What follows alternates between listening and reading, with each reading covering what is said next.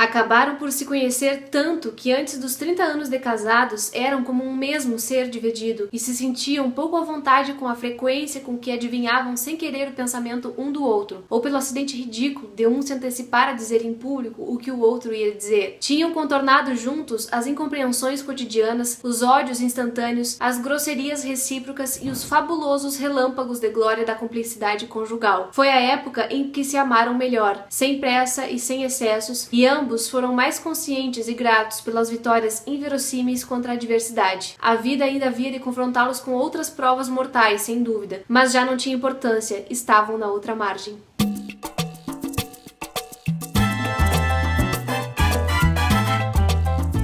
Oi gente, aqui é a Jéssica e hoje a gente vai conversar sobre esse livro maravilhoso, espetacular, perfeito, diamante lapidado, que é O Amor nos Tempos do Cólera, do Gabriel Garcia Marques. É mais um livro que eu li pro projeto Leia Latinos. Era um livro que estava parado na minha estante há bastante tempo, acho que desde 2015, e que demora inútil essa, porque esse é um dos livros mais lindos que eu já tive a oportunidade de ler até o momento e eu adorei. Como já é de praxe aqui no Projeto Leia Latinos, eu vou falar sobre o livro, claro, mas primeiro eu vou fazer uma contextualização histórica sobre a vida do autor para que a gente possa entender melhor como essa obra foi produzida e o que veio antes dela, o que veio depois, as intenções do Gabo, enfim, tudo isso eu vou falar já já. Mas antes de mais nada, se está chegando agora no canal, seja muito bem-vindo, muito obrigada pela companhia, dê uma olhadinha no conteúdo que eu produzo por aqui, se gostar, se inscreva, deixa o joinha nesse vídeo e deixa um comentário também, porque isso ajuda bastante na divulgação do canal. Com um escritor tão famoso como o Gabo, é muito difícil começar a falar sobre ele, ou pelo menos selecionar algumas coisas pra falar, porque ele teve uma vida muito longa e uma vida muito cheia de coisas, muito cheia de acontecimentos políticos, sociais, enfim. Mas eu tentei organizar aqui no meu roteiro algumas coisas que eu acho que são cruciais pra gente entender essa figura do Gabo, essa figura pela qual eu tenho tanta simpatia, mas que eu não conhecia muito. Fui conhecer agora, depois de fazer uma breve pesquisa aí entre documentários, entre textos, e é isso que eu quero compartilhar com vocês. O Gabo, Gabriel Garcia Marques, nasceu em 1928 na cidadezinha de Aracataca, que é uma coisa minúscula no meio da Colômbia, e ele viveu ali, nessa cidade pequena, até a idade de 9 anos, mais ou menos, sendo criado pelos avós. Os pais dele moravam em Barranquilla, que é uma outra cidade da Colômbia, e os outros filhos estavam com os pais, e o Gabo foi criado então pelos avós e teve essa infância ali no meio dessa gente toda, sendo que a figura da avó dele sempre foi muito mística. Era ela quem contava histórias mirabolantes pra ele, que ele trabalhava na imaginação, e o avô dele era aquela figura que ele adorava, literalmente, assim, adorava como uma entidade, porque o vô era quem dava ouvidos às histórias, às coisas que ele queria falar, que dava atenção a ele. A casa toda era sempre muito cheia de mulheres, tias, primas, a avó especialmente, então ele sempre teve cercado de mulheres e ele costumava dizer que as mulheres era com quem ele se dava melhor. E esse então era o Gabo da infância, uma infância um pouco sombria, porque ele vivia muito com pessoas mais velhas, e então ele vai pra casa dos pais e lá ele começa a conviver com os irmãos e com os pais também, com quem ele não tinha uma relação tão afetiva assim. E logo ali pelo ensino médio, algo equivalente ao ensino médio, ele foi estudar em Bogotá, que é a capital da Colômbia, só que ele foi sozinho, vivendo numa pensão e tal, e se viu ali no meio de uma cidade grande, no meio de gente desconhecida, tendo que fazer tudo se virar, e aí ele meio que teve um susto, mas fez então ali a sua educação, concluiu a sua educação e começou a trabalhar ali, trabalhando como repórter num jornal. Ele escrevia algumas matérias, mas ele não fica só ali. Ele vai pra Barranquilla também, lá onde ele faz amigos com a boemia, com escritores, com artistas de um modo geral, é ali que ele vai se formando também como leitor, e ele já escrevia algumas coisas. E é nesse período ele escreve, quando ele era bem jovem ainda, acho que aos 23 anos, ele escreve o primeiro livro, que é o La Hojarasca, e ele envia o livro pra algum conhecido na Argentina, pra tentar publicar na Argentina primeiro, mas ele é rechaçado. Inclusive quem rechaça a obra dele é o Guillermo de Torre, que era cunhado do Jorge Luis Borges, e não só rechaça, como diz em uma nota pra ele que ele devia procurar outra coisa pra fazer, porque aquele livro não tinha cabimento. Então ele não conseguiu ser publicado e tal, e nesse meio tempo veio o período que foi conhecido como La Violência na Colômbia, que foram 10 anos de muita repressão política, e o Gabo era um cara que tinha umas ideias mais liberais, mais progressistas, talvez, e ele teve que sair do país e foi então ser correspondente na Europa do jornal jornal pro qual ele trabalhava na época. E ele vai então pra Europa e começa a conhecer outros lugares, outras coisas, ter outras experiências. Lá ele conhece, por exemplo, o leste europeu, ele viaja à Rússia e vai ver o socialismo de perto, e lá ele se desencanta um pouco com esse socialismo que era praticado no momento. E nesse meio tempo também fecha o jornal em que ele trabalhava, ou fecha ou é fechado, não sei bem. E ele se vê então em Paris, sem emprego, sem dinheiro. Quem ajuda muito ele é um amigo que também era jornalista, que é o Plínio. Ajuda ele de alguma forma, mas ele não tem mais o que fazer. A dona do hotel em que ele ficava fica com pena e deixa ele morar no sótão do hotel por um tempo, e ele fica lá então, com uma mão na frente e outra atrás, e começa a escrever um livro. Passa os dias escrevendo, apesar de tudo. E é nesse momento que ele escreve o Ninguém Escreve ao Coronel, que pro próprio Gabo é a sua obra-prima. Ele acha que aquele livro, feito nas condições em que foi feito, foi uma das obras mais bem escritas de toda a carreira que ele teve. Depois de um certo tempo, ele volta então para Colômbia, trabalhando, consegue trabalhar lá, e depois de 3 meses no país, ele acaba casando com a Mercedes, que é o grande amor da vida dele, uma mulher pela qual ele se apaixonou quando tinha 9 anos, e esperou ela crescer para propor o casamento, e quando voltou para Colômbia, então, eles casaram. A partir daí, o Gabo vai se virar então como jornalista, é a primeira profissão dele, né? Ele acaba indo cobrir a Revolução Cubana em 1959 e se aproxima muito da figura do Fidel Castro, se encanta por essa figura. Na verdade, ele tinha uma onda toda na América Latina que gostava dessa ideia da revolução. Trabalha então para a Prensa Latina, que era a agência de notícias cubana, e fica como correspondente dessa agência tanto em Bogotá como em Nova York. Mas aí passa algum tempo, ele vai se incomodando um pouco com as decisões e ele acaba pedindo demissão depois que acontece um bafafá lá na agência em que ele trabalhava, e fica então mais uma vez sem emprego. Só que nisso ele já era casado e ele já tinha filhos. E ele resolve então ir pro México e ficar lá, vivendo lá, e tentar a vida lá. E pede dinheiro emprestado para um amigo. Ele vai com $150 pro México, se instala lá numa casa e começa a trabalhar. Daí ele é bem sucedido, ele trabalha em vários jornais, ele começa também a fazer roteiros de cinema, e ele faz tudo muito bem, ele tem um certo êxito ali nas atividades, mas ele nunca tá satisfeito porque ele quer ser escritor, e ele sempre quis ser escritor, até que vai tirar umas férias em Acapulco. Sim, Acapulco, quem lembra do Chaves, né? Pois é, e lá naquela paisagem, ele tem a ideia de escrever 100 Anos de Solidão, ou pelo menos tem o impulso de escrever, porque ele já pensava nisso há muito tempo antes. Quando ele volta então dessas férias, ele conversa com a esposa e decide finalmente largar todos os outros empregos e se dedicar à escrita. E foi um tiro na lua, porque ele estava escrevendo então 100 Anos, que era a obra mais experimental dele, a obra mais diferentona. E aí tem um episódio muito curioso da vida do Gabo, que é a função do aluguel. Ele começou a dever o aluguel, ficou 3 meses devendo, até que o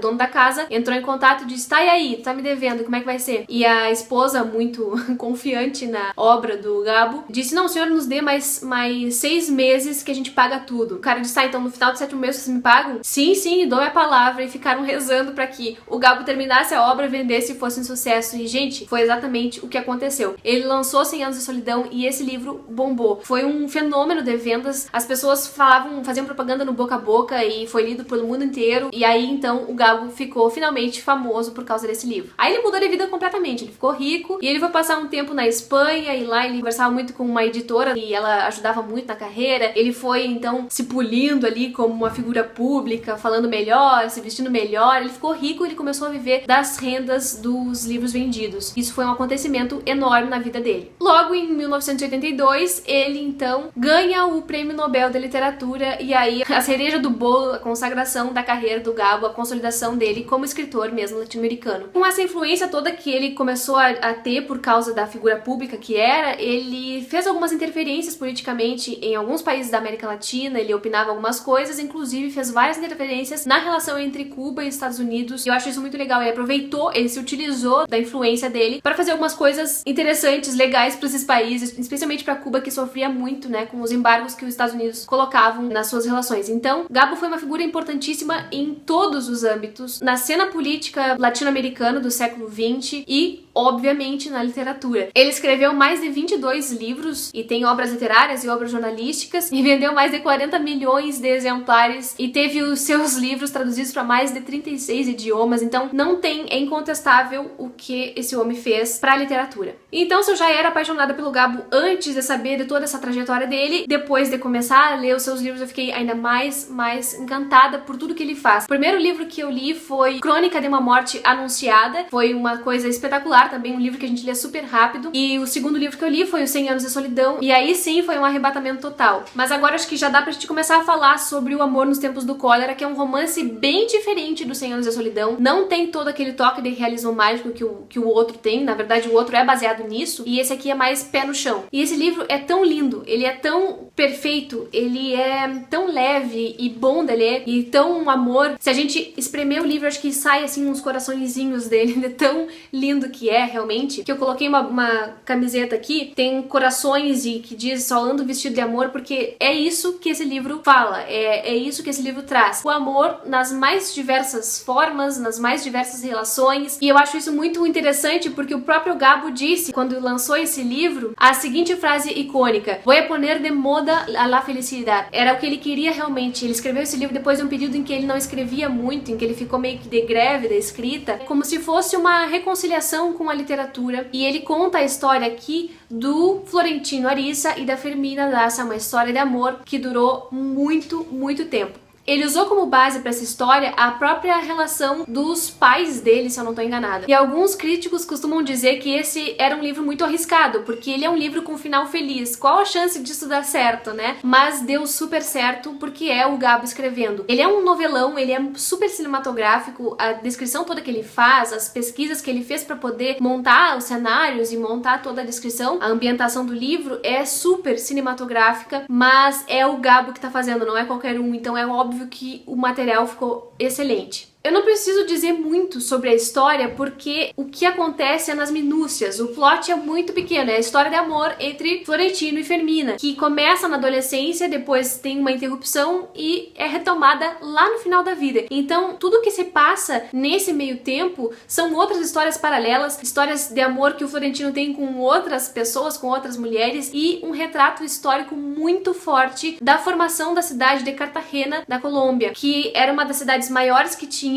mas ainda muito precária em tudo que se pode imaginar, em questões sanitárias, em questões institucionais. Era aquela cidade típica colonialista em que os coronéis governavam e tinham o poder total, e uma cidade que viveu durante muito tempo sob guerras, e o Gabo não deixa escapar nada disso. Arrisco a dizer que é um romance histórico por causa dessa ambientação que ele faz. É extremamente bem feita a pesquisa aqui, é um retrato local, mas que serve para milhares de cidades da América Latina, e isso torna o livro universal, né, de certo modo. Eu gosto muito de tudo que tá aqui. Eu acho que todos os personagens ele aprofunda muito, se dispõe a falar por páginas e páginas para caracterizar cada um. Então a gente conhece na profundidade, a gente não vê personagens caricaturados, a gente vê realmente seres humanos plausíveis, com todos os seus problemas, os seus confrontos, os seus dramas, os seus medos, e com muito, muito amor, porque, gente do céu, tem uma palavra que aparece aqui, é essa. E esse título, O Amor nos Tempos do Cólera, tem a ver também com a doença, né, o cólera, porque muita gente morria nessa época por falta de saneamento básico e de instruções médicas adequadas, as pessoas morriam muito facilmente. E é nesse período retratado que ele conta outras histórias de amor, então é por isso, daí vem, né, esse título. Os personagens principais são o Florentino e a Fermina, mas a Fermina se casa com outro homem, que é o médico Juvenal, que é um cara completamente o oposto do Florentino. O Juvenal é um cara estudou na Europa, fez especialização lá, é um médico, tem família rica, tem posses, tem tudo. E o Florentino era o pobretão apaixonado que gostava de poesia e tocava violino. Então, quais as chances que o Florentino tinha para competir com o próprio Juvenal, né? Então, o Juvenal se encanta com a Fermina e propõe casamento, ela casa. Só que a história toda, ao longo dos anos, nunca eles se desligaram de alguma forma. Eles têm sempre uma ligação, o Florentino especialmente, da parte dele. A Fermina até tenta viver a vida, né, aproveitar a vida e fazer as coisas dela, mas o Florentino fica sempre preso a esse amor, embora ele também não deixe de viver. Esse livro tem muito, muito humor, é uma prosa leve, e eu acho que esse é o maior dom do Gabo aqui, porque tem um drama, sim, um drama muito forte na questão do Florentino, porque ele nunca supera aquele primeiro amor. Então é super dramático e chora e fica noites de cama por causa da Fermina, mas apesar disso, todas as outras relações são super leves, são super tranquilas, são divertidas de conhecer, mesmo quando ele faz o retrato social da época. Sobre a parte exagerada do primeiro amor, em que eles fazem um dramalhão, na época em que a Fermina ainda era apaixonada pelo Florentino lá na adolescência, tem uma partezinha que eu quero ler pra vocês, que tá na página 78, e diz assim: as dúvidas continuavam sem solução na noite de Natal, quando estremeceu com a sensação de que ele olhava do meio da multidão da missa do galo, e essa inquietação lhe sufocou o coração. Não se atreveu a voltar a cabeça, porque estava sentado entre o pai e a tia, e teve que se dominar para que não percebessem sua perturbação. Mas na desordem da saída, sentiu-o tão iminente, tão nítido no tumulto, que uma força irresistível a obrigou a olhar por cima do ombro quando abandonava o templo pela nave central. E então viu a 2 palmos de seus olhos os outros olhos de gelo, o rosto lívido, os lábios petrificados pelo susto do amor. Transtornada por sua própria audácia, se agarrou ao braço da tia escolástica para não cair, e essa sentiu o suor glacial da mão através da mitene de renda, e a reconfortou com um sinal imperceptível de cumplicidade sem condições. Em meio ao estrondo dos foguetes,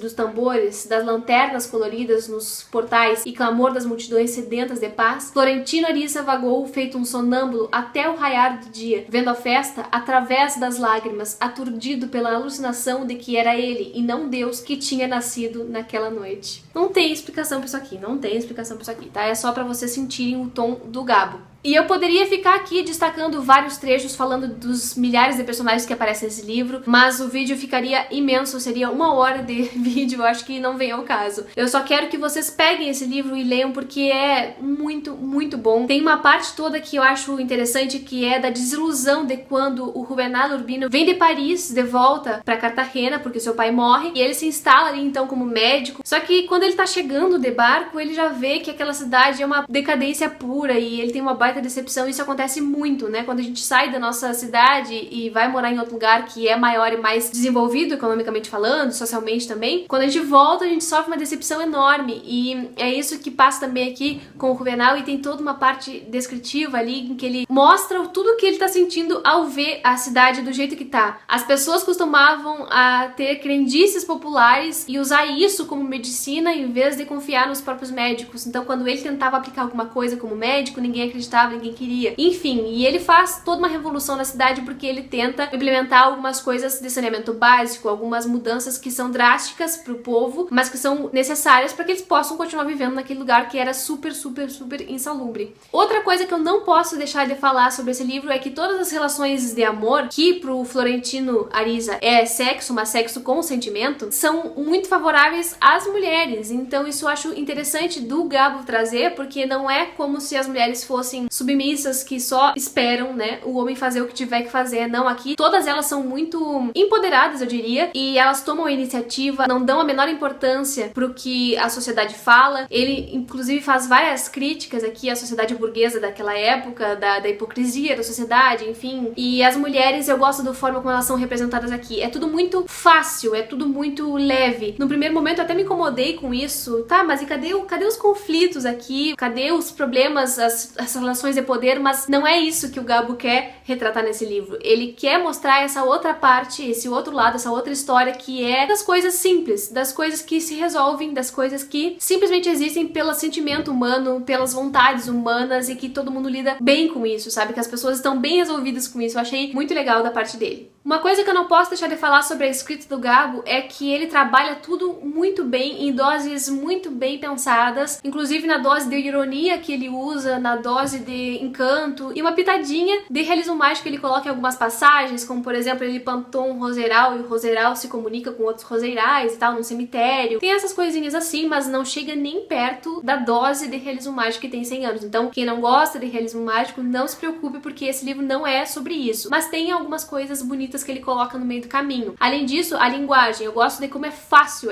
a linguagem dele. Usa um recurso muito interessante que é o da repetição. Então ele fala uma coisa no começo e aí mais adiante ele retoma aquela informação, e pra mim, que sou uma leitora um pouco desmemoriada, e como levei também bastante tempo lendo esse livro, eu acho um recurso interessante, porque aí sim eu tenho garantia de que eu não tô perdendo nada daquela história. E gosto também de como ele antecipa informações, antecipa fatos da vida do personagem, e depois só vai explicar isso muito mais pra frente. Aqui, por exemplo, ele tem um capítulo inteiro em que ele apresenta o Juvenal Urbino, e já na velhice e tal, descrevendo um pouco do cotidiano dele. E no próximo capítulo ele vai lá pra adolescência adolescência, pra uma época em que o Juvenal nem tava na cidade, e assim ele vai intercalando. Então é praticamente um capítulo pra vida do Juvenal e da Firmina, um capítulo pra adolescência, depois um outro capítulo só pra explicar a chegada do Juvenal, depois um outro capítulo só pra explicar o tempo em que o Florentino esperou a Firmina e os amores dele. Usa muito bem cada capítulo, eu acho muito bem dividido, acho muito bem estruturado o livro. E, claro, a ironia que ele traz quando ele faz críticas sociais, quando ele faz críticas sobre o patriarcado, como, por exemplo, o que tem na página 277, em que a Firmina tá falando do quanto o marido dela é excepcional, ele era um cara diferenciado pra época dele, ele era um cara que não tinha as atitudes dos homens de então, e ela fala assim, era um marido perfeito, nunca apanhava nada no chão, nem apagava a luz, nem fechava a porta. Na escuridão da manhã, quando faltava um botão na roupa, ela o ouvia dizer, a gente devia ter duas mulheres, uma para querer bem, outra para pegar botão. Todos os dias, ao primeiro gole de café e à primeira colherada de sopa fumegante, dava um uivo desesperado que já não assustava ninguém, e em seguida o suspiro. No dia em que me mande dessa casa, podem saber que foi porque me cansei de viver com a boca queimada. Dizia que nunca o almoço era mais apetitoso e fino do que nos dias em que ele não podia comê-lo por ter tomado purgante e estava tão convencido de que era uma perfídia da mulher que acabou por não se purgar se ela não se purgasse com ele. É bem típico de homem isso, né? Mas era um marido perfeito. Era um cara educado, era o cara do bom casamento, um bom casamento que o pai dela, inclusive, queria muito que ela fizesse. Nem falei desse personagem, mas o pai dela era um cara que vinha de uma família pobre, mas se fez socialmente, cresceu muito, graças a uns trabalhos aí que não eram muito legais em termos de lei mesmo, e ele enriqueceu para poder dar um futuro para a filha dele, tirou a filha do interior, levou para uma cidade maior, que era Cartagena, para ver se ela se educava e tal, e conseguia um bom casamento. Então ele ficou feliz demais quando apareceu o Juvenal Urbino, muito mais feliz do que a própria Firmina. Ela acaba aceitando esse casamento aí, meio que de conveniência, só que ela acaba entrando na onda. Ela se acostuma com isso, se acostuma com a boa vida, se acostuma com as viagens para Europa, se acostuma com o conforto, e ao longo do tempo ela algumas vezes se questiona sobre isso, se ela teria sido mais feliz com o Florentino, se ela teria conhecido mais do amor, porque ela fala muito sobre costume. O casamento vale mais pela estabilidade do que pelo amor. Isso é uma coisa que vai e volta, uma pergunta que vai e volta o tempo todo. O Florentino é o cara do amor e o Juvenal representa essa segurança, essa estabilidade pra ela. Esse é um romance que fala, então, basicamente de amor, como eu já cansei de falar aqui, mas ele fala também de outras coisas. Ele fala, por exemplo, da velhice de uma forma muito bonita, sobre o envelhecer, sobre se dar conta de que tá envelhecendo e tentar lidar com isso, e o corpo que vai se desgastando. Os personagens todos passam, em algum momento, por alguma situação que faz pensar nessas coisas. Tanto o Florentino, como o Juvenal e muitos outros. Aparecem muitos personagens negros aqui. Ele fala ao todo tempo sobre os negros e eles têm uma participação efetiva no enredo, o que eu achei bem interessante, porque eu não costumo ver em obras desse tipo representação de personagens negros, e acho que também é um ponto favorável. E, enfim, já falei de tudo, já falei da linguagem, já falei do enredo, já falei dos personagens. Eu acho que, por todos esses motivos, esse é um baita livro. Não vou ler mais nenhum trecho, não vou mais falar do livro. É um calhamacinho, tem 431 páginas, mas é uma delícia de ler. Ele é dividido em 6 capítulos só, então são capítulos muito longos e é difícil de parar no meio. Mas eu acho que vocês não vão ter muita vontade de parar, não, porque é muito gostoso. A forma como o Gabo narra, não tem como a gente não se envolver. Ele sabe contar história como se fosse um velho contando histórias numa casa de alguém. É maravilhoso. Eu prefiro esse livro a todos os outros que eu li, sinceramente. Eu achei um livro perfeito em tudo, em estruturas, em personagens, em ambientação e em tema. Então eu recomendo com muita força que vocês leiam Amor nos Tempos do Cólera. Se querem ler romance histórico, se querem ler um romance que tenha final feliz, leiam isso aqui, que é uma joia. Isso aqui é um presente. Por fim, quero dizer que eu assisti alguns documentários para poder falar melhor sobre o Gabo para vocês aqui, e eu vou deixar todos esses documentários com links e indicações aqui na caixa de descrição do vídeo, então deem uma olhadinha ali. Mas o que eu vi primeiro foi uma entrevista que o Gabo deu para a TVE, uma TV espanhola, em 1995, uma entrevista super longa e super completa, achei muito boa mesmo. Depois eu assisti uma entrevista da Globo News Literatura, que foi feita quando o Gabo morreu, era uma homenagem a ele, e aí eles entrevistam a Ana Maria Machado, que é uma escritora escritora brasileira, ela fala sobre o quanto ela é fã do Gabo e também entrevista um dos tradutores das obras dele, que tinha uma relação muito direta com ele, é bem legal também. E por fim, o último documentário que eu assisti, que eu achei o mais completo, o mais bem produzido, tá disponível na Netflix e tem o título Gabo, a criação de Gabriel Garcia Marques. É um documentário de 2015, tem 1h30 de duração e vale a pena cada minuto assistido, porque é nesse documentário que tem mais detalhes sobre a vida dele, sobre os relacionamentos dele, sobre o posicionamento político dele, onde aparece mais sobre a própria história. Então, se forem assistir uma coisa só, assistam esse documentário. Agora, sobre a adaptação cinematográfica, eu tenho que dizer a vocês que eu assisti e eu não gostei, como eu costumo não gostar de adaptações cinematográficas. A primeira coisa que eu digo é, eu tenho consciência de que as adaptações têm liberdade para mudar algumas coisas e que o filme tem que ter uma certa independência do livro e tudo isso. Só que eu não gosto. Eu não gosto porque gosto da história tal qual ela foi contada no livro, exatamente como ela foi contada aqui. E aí, quando eles mudam algumas coisinhas, como por exemplo, eles trocam a ordem das coisas que aconteceram, muda muito na adaptação. E uma coisa que eu achei bem grave, na verdade, foi a mudança de perspectiva que tem entre a história contada aqui e a história contada no filme. Porque no filme me parece que tem algo muito exagerado nas reações dos personagens, algumas situações que acarretaram uma viagem. Quando é retratado no livro, aconteceu de tal forma ali, a viagem foi assim assim, o outro ficou sabendo só muito tempo depois. No filme, eles fizeram com que o personagem descobrisse na hora e saísse correndo atrás e gritando e berrando, e aí o outro atira o cara no chão, sabe? Esses exageros me incomodam muito, e teve em várias situações. Daí eu acho que já muda muito a recepção da história, sabe? E por fim, eu vou falar levemente de uma coisa. As mulheres que são empoderadas no livro e que fazem o que bem entendem em relação à sua sexualidade, no filme elas são submissas, assim. Então, tudo que envolve sexo, quem faz tudo e quem domina tudo e quem é o bom é o cara. E eu acho que essa não é a ideia que o livro dá. Daí muda muito bruscamente a forma como isso é vendido. De uma mulher que é empoderada aqui pra uma mulher que é submissa lá na parte visual. Isso tem muito de como a gente recebe as coisas e do que a gente espera ver e de como é imaginado, né? Como se trabalha com o imaginário das pessoas do que deve ser uma relação sexual entre homem e mulher. E é por esses motivos que eu problematizei o filme inteiro e não recomendo, assim, se forem optar por alguma coisa, por favor, optem pelo livro, porque o livro, além de ser maior, mais extenso, completaço em tudo, completo em todas as descrições de ambiente, em aprofundamento dos personagens, é melhor. Eu acho um conteúdo melhor que tem aqui do que o que eu encontrei na adaptação cinematográfica. Agora, a parte legal do filme é que tem a Fernanda Montenegro como atriz, sendo a mãe do Florentino Ariza, que é uma personagem bastante importante aqui na história. Ela ajudou muito o Florentino quando ele era adolescente, estava se apaixonando, ela fez a educação sentimental do filho e com a Fernanda Montenegro fica muito massa de ver. Também já é um costume aqui nos vídeos do Projeto Ler Latinos que eu indique um artista daquele país em que o livro se passa, e nesse caso eu não tenho como indicar outra artista que não a Shakira, que é colombiana, é de Barranquilla, que é uma cidade que o Gabo viveu bastante tempo, e não só isso, a Shakira teve um contato com o Gabo, ela era fã realmente dele, das obras dele, e também cantou uma música que foi tema no filme. Então eu vou deixar também aqui embaixo no box de descrição essa música que aparece, que é trilha sonora de boa parte do filme, que se chama Ai Amores, que é uma música legal e eu acho que tem essa pegada mais antiga de uma música que é de outro tempo e que talvez se enquadre melhor para a questão do amor nos tempos do cólera, se parece muito mesmo com as músicas da época em que esse amor do Florentino e da Firmina, que se passa mais ou menos no século XX. A música da Shakira tá aqui embaixo, eu acho legal de conferir. Mas se por acaso vocês não conhecem muito da produção da Shakira, eu recomendo um disco dela que eu gosto muito e que é de bastante tempo atrás, de uma época em que eu gostava muito do que a Shakira produzia, assim, que eu acho que é a melhor fase dela. O disco se chama Donde Están los Ladrones e também vai estar aqui no box da descrição. É meu disco preferido dela, tem as músicas que eu mais amo e eu acho que é também uma boa pegada pra gente ouvir e também pra relembrar quem já era fã.